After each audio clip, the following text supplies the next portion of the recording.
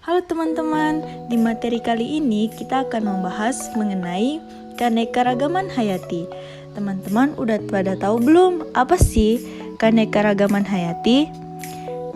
Keanekaragaman hayati adalah keanekaragaman pada makhluk hidup yang menunjukkan adanya variasi seperti bentuk, penampilan, ukuran, serta ciri-ciri lainnya. Keanekaragaman hayati disebut juga sebagai biodiversitas atau biodiversity, meliputi keseluruhan berbagai variasi yang terdapat pada tingkat gen, jenis, dan ekosistem di suatu daerah. Keanekaragaman hayati ini terjadi karena adanya pengaruh faktor genetik dan faktor lingkungan yang mempengaruhi fenotip atau ekspresi gen. Secara garis besar, keanekaragaman hayati dibagi menjadi 3 loh. Yang pertama, keanekaragaman gen. Keanekaragaman gen adalah individu dalam suatu jenis atau spesies makhluk hidup. Keanekaragaman gen menyebabkan bervariasinya susunan genetik sehingga berpengaruh pada genotip atau sifat dan fenotip atau penampilan luar suatu makhluk hidup. Keanekaragaman gen menunjukkan adanya variasi susunan gen pada individu-individu sejenisnya. Gen-gen tersebut mengekspresikan berbagai variasi dari satu jenis makhluk hidup seperti tampilan pada warna mahkota bunga, ukuran daun, tinggi pohon, dan sebagainya. Variasi dalam spesies ini disebut varietas. Tingkat keanekaragaman gen ternyata tidak terdapat pada gen saja loh, melainkan ada juga faktor lain yang berpengaruh atau berperan keanekaragaman ini, yaitu lingkungan. Sifat yang muncul pada setiap individu merupakan interaksi antar gen dengan lingkungan. Dua individu yang memiliki struktur dan urutan gen yang sama belum tentu memiliki bentuk yang sama pula karena faktor lingkungan mempengaruhi penampakan fenotip atau bentuk. Contohnya, pada lingkungan mempengaruhi keanekaragaman tingkat gen dapat dilihat dari jumlah sel darah merah yang hidup di dataran tinggi dan yang hidup di pantai. Ternyata jumlah sel darah merah yang hidup di pegunungan lebih banyak dibandingkan dengan yang hidup di pantai. Mengapa hal ini bisa terjadi ya? Ternyata jumlah oksigen di pegunungan lebih sedikit daripada pantai. Oleh karena itu, untuk memenuhi kebutuhan tubuh akan oksigen, orang yang hidup di pegunungan memiliki sel darah merah yang lebih banyak. Sel darah merah berguna untuk mengangkut oksigen ke seluruh tubuh.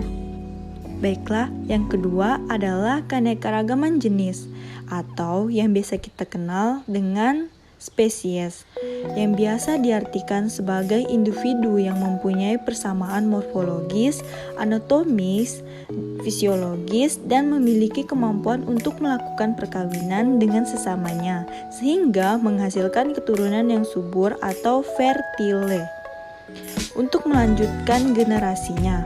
Contohnya, keanekaragaman jenis dapat dilihat dari keluarga kacang-kacangan. Ada kacang kapri, kacang tanah, kacang hijau, kacang merah, kacang kedelai, dan kacang panjang.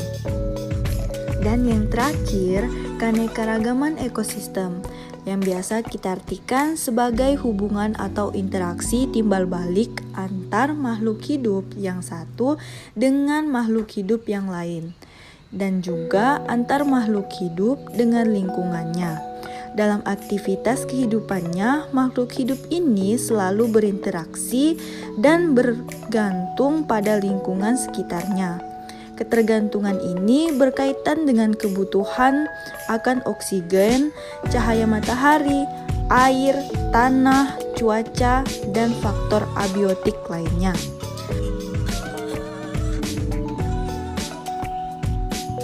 Komponen abiotik yang berbeda menyebabkan adanya perbedaan cara adaptasi berbagai jenis makhluk hidup atau komponen biotik. Hal ini menunjukkan adanya keanekaragaman ekosistem. Keanekaragaman ekosistem merupakan suatu komunitas yang terdiri dari hewan, tumbuhan, dan mikroorganisme di suatu habitat. Keanekaragaman ekosistem ini terjadi karena adanya keanekaragaman gen dan keanekaragaman jenis atau spesies. Contohnya, keanekaragaman ekosistem sawah, hutan, pantai, dan lainnya. Adapun tipe-tipe ekosistem lainnya yaitu A. Ekosistem perairan atau akuatik, di mana komponen biotiknya sebagian besar terdiri atas air. Makhluk hidup atau komponen biotik dalam ekosistem perairan dibagi menjadi berbagai komponen, yaitu sebagai berikut. Yang pertama,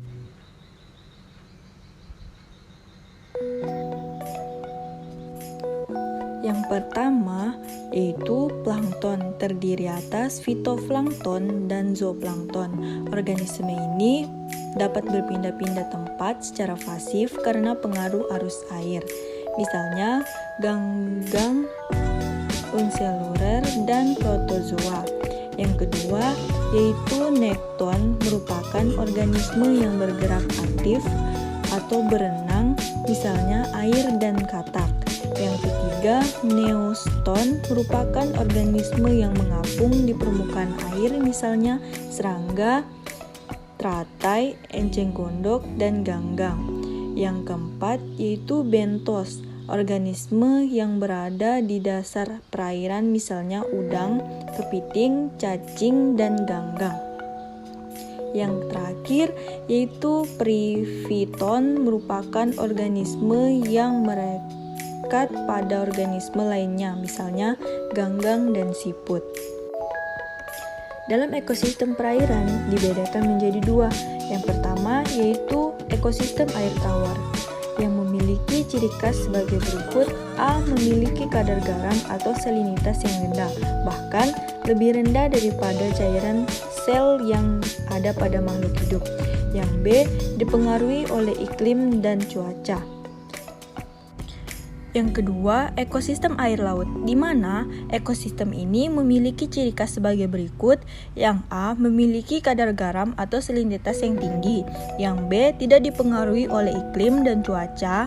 Yang C. Habitat air laut saling berhubungan antara laut yang satu dengan laut yang lainnya. Yang D. Memiliki variasi perbedaan suhu di bagian permukaan dengan kedalamannya. Yang E. Terdapat arus air laut yang pergerakannya dapat dipengaruhi oleh arah angin, perbedaan densitas atau massa jenis air, suhu, tekanan air, gaya gravitasi, dan gaya tektonik bantuan bumi. Berdasarkan intensitas cahaya matahari yang menembus air, ekosistem air laut dibagi menjadi beberapa zona atau daerah. Yang A. Zona fotik, di mana daerah yang dapat ditembus cahaya matahari, kedalaman air ini kurang dari 200 meter. Organisme yang mampu berfotosintesis banyak terdapat di zona fotik. Yang B. Zona twilight atau daerah dengan kedalaman air 200 sampai 2000 meter. Cahaya matahari lemang-lemang tidak efektif untuk fotosintesis, tidak dipengaruhi oleh iklim dan cuaca. Yang C. Zona afotik atau daerah yang tidak dapat ditembus cahaya matahari sehingga selalu gelap. Kedalaman air ini lebih dari 2000 meter. Macam-macam ekosistem air laut. Yang pertama yaitu ekosistem laut dalam, di mana terdapat di laut dalam atau paling laut yang gelap karena tidak dapat ditembus oleh cahaya matahari. Pada ekosistem laut dalam tidak ditemukan produsen. Organisme yang dominan yaitu predator dan ikan yang pada penutup kulitnya mengandung fosfor sehingga dapat bercahaya di tempat yang gelap. Yang kedua yaitu ekosistem terumbu karang, di mana terdapat di laut yang dangkal dengan air yang jernih. Organisme yang hidup di ekosistem ini antara lain hewan terumbu karang atau coleoptera, hewan spon, porifera, moluska atau kerang viput, bintang laut, ikan, dan ganggang.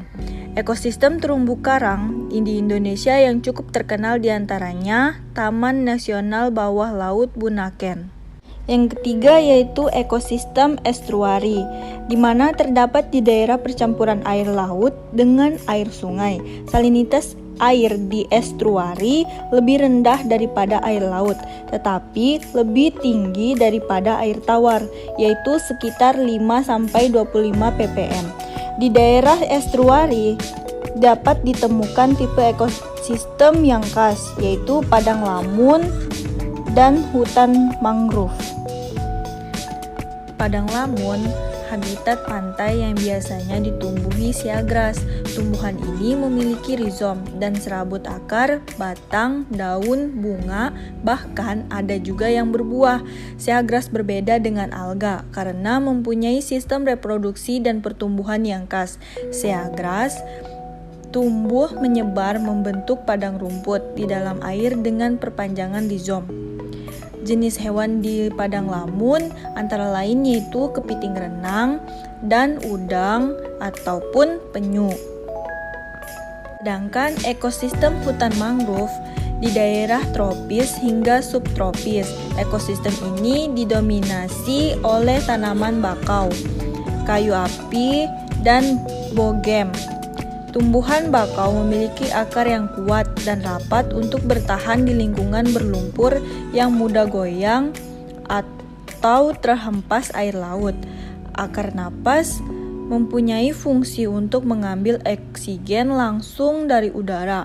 Tumbuhan bakau memiliki buah dengan biji vivipari yang sudah berkecambah dan berakar panjang saat masih di dalam buah sehingga langsung tumbuh ketika jatuh ke lumpur.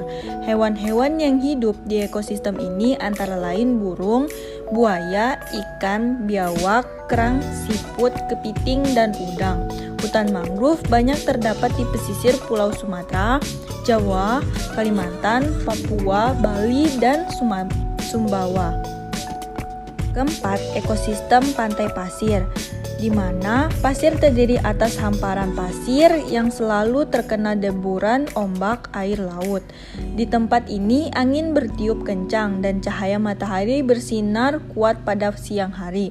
Vegetasi atau tumbuhan yang dominan atau formasi Pescaprae dan formasi Barringtonia. Formasi Pescaprae terdiri atas tanaman berbatang lunak dan berbiji atau terna, misalnya Ipomoea pescaprea, Vigna marina, dan Spinifex litereus. Formasi Barringtonia terdiri atas perdu dan pohon, misalnya Barringtonia asiatisa, Terminalia catappa, Erythrina, Hibiscus titialecus, dan Hermandia. Hewan yang hidup di pantai pasir misalnya kepiting dan burung. Pantai pasir antara lain terdapat di Bali, Lombok, Papua, Bengkulu, dan Bantul atau Yogyakarta. Yang kelima yaitu ekosistem pantai batu, di mana ekosistem pantai batu memiliki banyak bongkahan batu besar maupun bongkahan batu kecil. Organisme dominan di sini yaitu ganggang coklat, ganggang merah, siput, kerang, kepiting, dan burung. Ekosistem ini banyak terdapat di pantai selatan Jawa, pantai barat Sumatera, Bali, Nusa Tenggara, dan Maluku. Yang B, ekosistem daratan, di mana ekosistem ini ialah ekosistem yang lingkungan fisiknya berupa daratan. Ekosistem daratan meliputi area yang sangat luas yang disebut bioma. Tipe bioma sangat dipengaruhi oleh iklim, sedangkan iklim dipengaruhi oleh letak geografis, garis lintang, dan ketinggian tempat dari permukaan air laut. Berdasarkan letak geografis atau garis lintangnya, ekosistem daratan dibedakan menjadi beberapa bioma, yaitu sebagai berikut.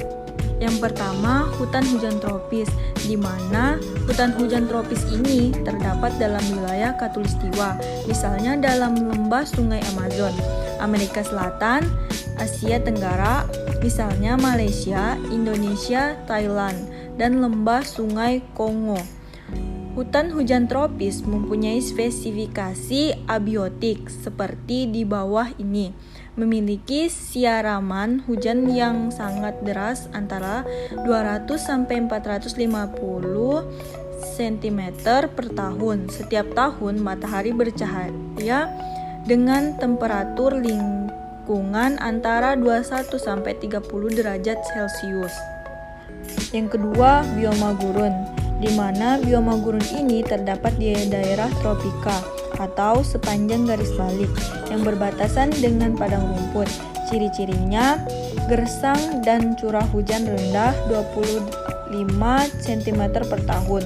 Suhu siang hari tinggi 40 derajat Celcius hingga penguapan juga tinggi. Sedangkan malam hari suhu sangat rendah, bisa mencapai 0 derajat. Perbedaan suhu antara siang dan malam sangatlah besar.